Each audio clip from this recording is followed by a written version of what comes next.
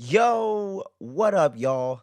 I'm your host, Will. Welcome to Fandom Frequency, where we get into the entire multiverse of pop culture movies, anime, video games, you name it. We talk about it around here. So make sure you're clicking all those buttons below the video. It really does help support the channel, and we appreciate all your support and all the viewers and all the listeners so much from the bottom of our hearts. And we're looking forward to a great 2024. But today, we're late, but better late than never. We're talking about the latest spinoff from The Boys, the first live action spinoff, since there was recently an announcement, The Boys Mexico. But we'll get into that in the very ending portion of this before we score it and get the hell up out of here. But we're talking about Gen V, the latest live action spinoff. They're kind of more raw, really well done version of like a CW vibe kind of show. You know what I'm saying? Where we're going into God U, which is essentially Godolkin University, which is essentially a breeding ground and essentially a testing lab underneath the school as well. You know, there's always some shady VOT shit going on that they're using, and they use the school as a cover to build up superheroes for the Seven and for the mainstream world, a la athletes and entertainers in acting school and such. So you get a lot of those same kind of parallels and those same kind of themes and the same kind of, camaraderie and, the whole social media presence is a thing. And you got to be really hot and famous. You got to be really good looking. You got to have a certain type of power that's marketable in order for you to really make it in the mainstream world, make it in the Seven, get into the criminology program as the main owner of the school, Brink, played by the great Clancy Brown, decides. And this story picks up with a lot of fresh new characters. We do get some pretty cool cameos that we'll get into in a bit. But overall, my general thoughts on this series is it's pretty fucking kick ass, man. I gotta say. It's not quite as good as The Boys, but it is damn near close. And I would say when this show is running on all cylinders, is just as good as The Boys, but do think there's a few things kind of holding it back. But we'll get into that as we kind of get into more of the critiques. But just giving my overall thoughts on it, I do think it gets a little lost in the shuffle at times, gets a little too zany for its own good in kind of that more negative camp. But for the most part, the character development still on point, especially with the main character of Murillo, played by Jazz Sinclair. You really do get an understanding of where that character's perspective is, what she's gone through. You get to see the very beginnings of when she spawned her powers in the opening of the series, where she literally just had her first period, and due to her having the ability to control blood, and with it getting triggered by her emotions in the moment of getting bursted in on when she was trying to keep it on the low, causes her to shoot this amount of blood that was on her hands through her mother's neck and killed her, which then inadvertently caused her to do the same thing and have the blood come up into sharp objects and stabbed her father to death and left him dead in the bathroom floor, man. And her sister comes in, discovers all this crazy shit. And that's essentially Marie Moreau's backstory. She went through, foster care and whatnot throughout the years because obviously they're aware of Soups and Gen, and they weren't aware of the compact of the hell's the word I'm looking for? Compound V. There you go. So stupid. And then with the media not being aware of that and thinking that this is just a natural part of puberty or whatnot, but all the kids are aware after the events of Boys season 2 and 3 that everyone was filled to the brim with the Compound V as babies, and a lot of parents use this as an experiment to get their kids out there and to create Soups and to get them marketable in order to get fame and success off of their children. Same kind of deal with like child actors and things like that. The Macaulay Culkin effect, as I always say, or the Gary Coleman effect. So that was like it's another allegory, and that's the beauty of this series as well, is the way they're able to weave in all this political and just social commentary and what's the other word I'm looking for, and satire on society as a whole, and mostly American society, because that's mostly the prism that this is written through from American creators, Evan Goldberg, Seth Rogen, and whatnot. So when these things are getting written out, you do get that more American bend to it. So some of the viewers in the overseas in the East and South and whatnot might not latch on to all of this exactly the same way that some of us American viewers do. But I do think there's enough in here that's kind of universal for all these international viewers to be watching. And I think Gen V did pretty well overall with the streams, because we're definitely getting another spinoff, and I I haven't seen an official announcement for season 2, but I sure as hell am hoping for it because these characters are so damn cool, man. When it comes to the character of Kate, played by Maddie Phillips, becoming such an interesting ally, who's actually betrayed them, who ends up becoming kind of the main villain of the season as well. Such an interesting character arc with her. That was one of the coolest character arcs I've seen in a season's in a single season of television in a long time, where they introduce this character, get you the full understanding of where she was coming from, had her completely coming at it from a different angle where you didn't even suspect her in the slightest. Even with her abilities, they don't make it completely obvious. So when that twist comes in the back half of the season, episode 4 or 5, and you start getting that whole side of the character and learning really what was going on, what she did to her boyfriend Luke, played by Patrick Schwarzenegger, and how she was blocking the memories he had of his brother and what was really going on with the woods and with this whole experiment going on beneath the school. She was working with Indira Shetty, the actual main villain of the show, the dean of the school of God U, played by Shelley Khan, who I had never seen before, but was also a very, very, very, very awesome performer in this, man. And and that's the whole thing going on. And with the character of Luke, where he kills himself in the beginning, aka Golden Boy, played by the great uh, Arnold Schwarzenegger's son, Patrick Schwarzenegger, who I think did a very fucking great job with this character overall throughout the season when he pops up in flashbacks and his visions and things from his brother Sam, who does have a little bit of the schizo. And the way that Patrick Schwarzenegger is able to play all these different sides of the character, between him being scared and broken down and unhinged to when he's at his most confident, most normal, most optimistic in freshman year when he meets Kate in that memory when they're inside of her head and everything in episode 7. It's just such great stuff like that. And Patrick Schwarzenegger is able to hit all the emotions this character has to hit, which is quite a bit within one series without it even being a horror or thriller show. So big props to Patrick Schwarzenegger. I want to see him do a lot more mainstream stuff and a lot more high profile stuff. In general, other genre stuff. He did a very fucking phenomenal job. I gotta say, he was one of my favorite performances of the season. And then you also have Lizzie Broadway, who's been coming up doing different things as well, playing Emma. What was it? Emma Meyer, aka Cricket, and she has the same ability as Ant-Man, where she can get very small, but she can also get very large. And I had never seen Lizzie Broadway's work or anything like that, but I know she's kind of a up and coming actress. I was kind of getting out there and getting some buzz. I think she was very, very fucking awesome in this, and I thought she was so charismatic, just so likable and so magnetic. You couldn't help but be in love with Emma and just want to root for her and see her do well for herself throughout the season. I absolutely loved her performance, and Lizzie Broadway, I think, has a very bright future as well. But I don't want to take away from the lead of the show, Jazz Sinclair. She definitely did a great job as well, hitting all these different emotions of the trauma and the things that her character has to deal with throughout her lifetime, and all the events she has to deal with in this show, and all the melodramatic stuff between the romance, and all the real drama going on with the whole conspiracy, and all those dynamics with the characters, and even in some of those more upbeat lighthearted moments earlier in the season and whatnot, she's able to play to those. So I want to see a lot more of Jazz Sinclair and Lizzie Broadway and Patrick Schwarzenegger. They were kind of my MVPs of the season. I really want to see them do a lot more.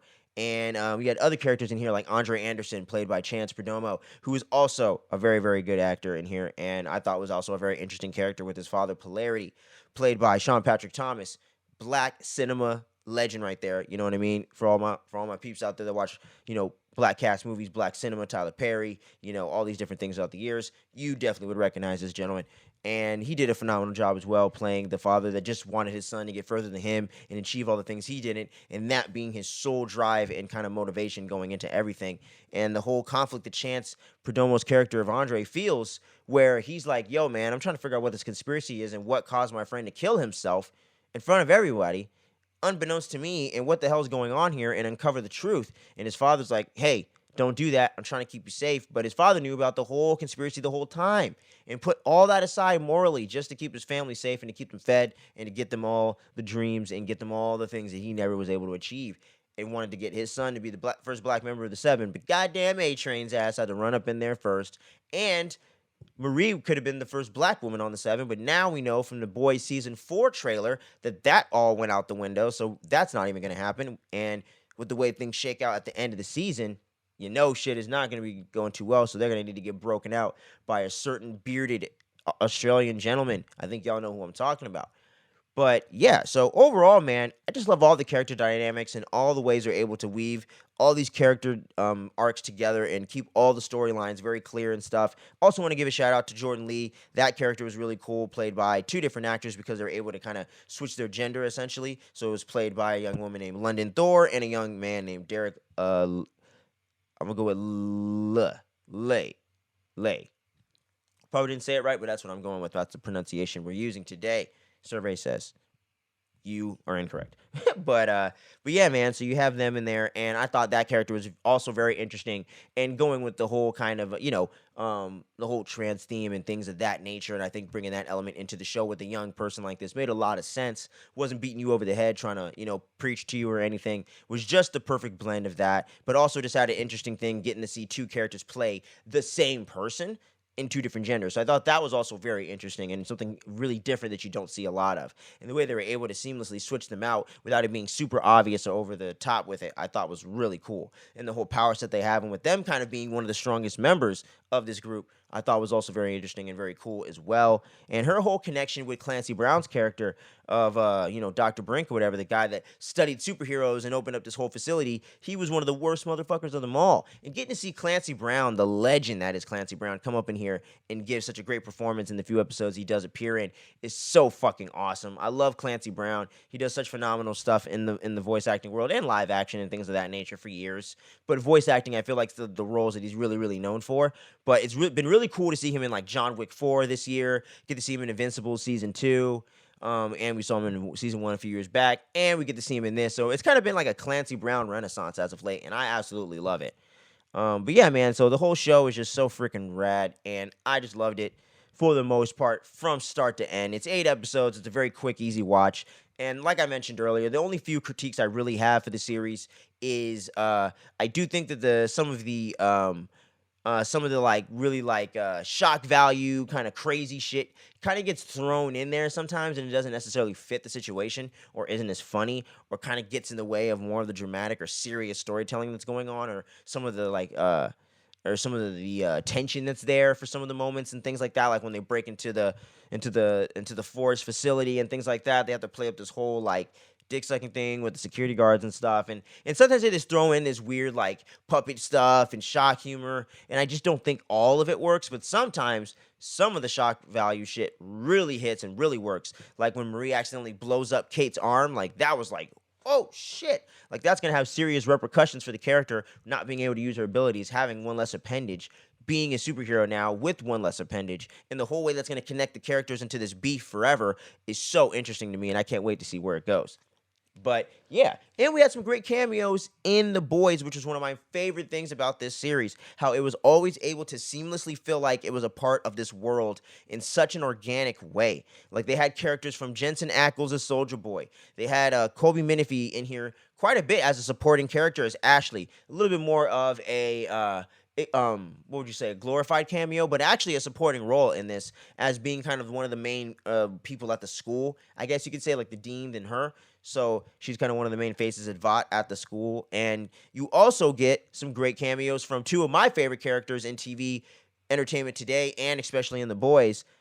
Anthony Starr as Homelander, of course, right there in the finale, and Claudia Demit as Victoria Newman, who, for those that don't know, was actually originally Victor Newman in the comics. So they did gender bend that, but I think has been ultra interesting and made things very, very unpredictable. And I have absolutely loved what Claudia Domit is doing with this character. She's awesome.